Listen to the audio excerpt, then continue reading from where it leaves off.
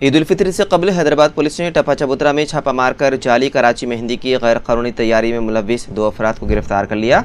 Central zone task force और मुकामी police की तरफ से की गई इस कार्रवाई में रमजान के दौरान मेहंदी की ज्यादा मांग का फायदा उठाते हुए इस रैकेट का पर्दाफाश किया गया। एक खुफिया इतला पर कार्रवाई करते हुए पुलिस ने कारवान के नटराज नगर में एक मकान पर छापा मारा, जहां मुलजिमान खुफिया तौर पर नकली मेहंदी तैयार कर रहे थे।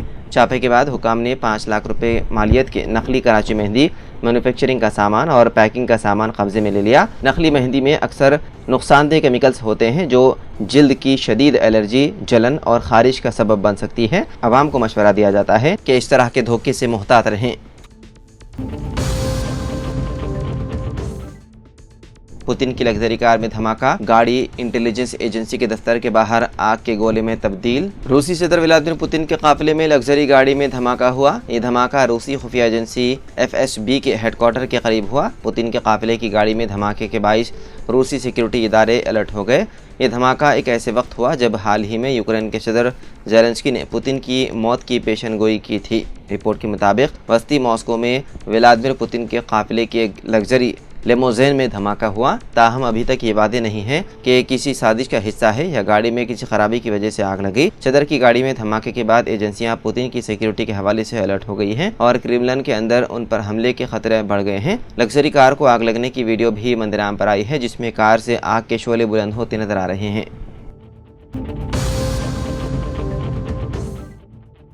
हैदराबाद के महकमे मौसमियात के मुताबिक आइंदा माह 2, 3 और 4 अप्रैल को तेलंगाना में हल्की से दरमियानी बारिश होने का इम्कान है, जिससे गर्मी में कुछ हद तक कमी आएगी। ताहम आज यानी कि हफ्ते से 1 अप्रैल तक रियासत में खुश्क मौसम रहने का इम्कान है। अगले 3 दिनों में दर्ज हरारत 2 से 3 डिग्री तक बढ़ सकता है। फिलहाल रियासत में दर्ज हरारत 36 से 41 डिग्री सेल्सियस के दरमियान रिकॉर्ड किया जा रहा है। रियासत में गर्मी की शिद्दत में इजाफा हो रहा है और रोज़ बरोज़ दर्ज हरारत रिकॉर्ड सतह तक पहुँच रहा है। सुबह से ही सूरज की तपिश के बाइस अवाम परेशान है। एक तरफ झुलसा देने वाली गर्मी और दूसरी तरफ तेज़ गर्म हवाएं लोगों को बेहाल कर रही है।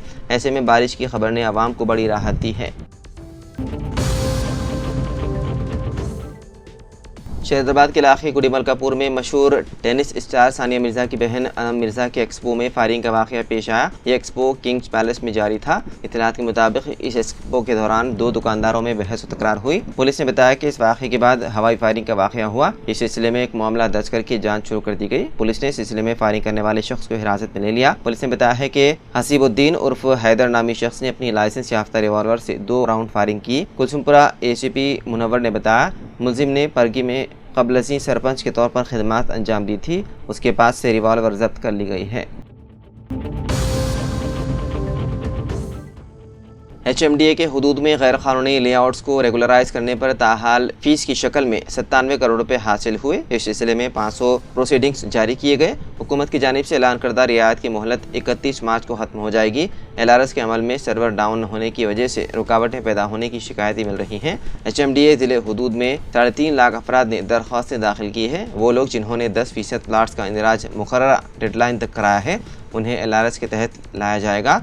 सिर्फ HMDA हुदूद में कम से कम 100 ता 600 करोड़ रुपए की आमदनी होने का अंदाज़ा था, लेकिन मुख्तलिफ वजूहात से निशाना अबूर ना हो सका।